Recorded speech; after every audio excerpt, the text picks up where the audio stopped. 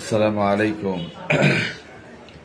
ও মৌমিতা নামে যে ফুড়িরে যেটা ওইছে আর কি, তাই লোকে দর্শন গণদর্শন ওটা ডকুমেন্টারি পড়লাম, পড়ি আমি নিজে ডরাই গেছি।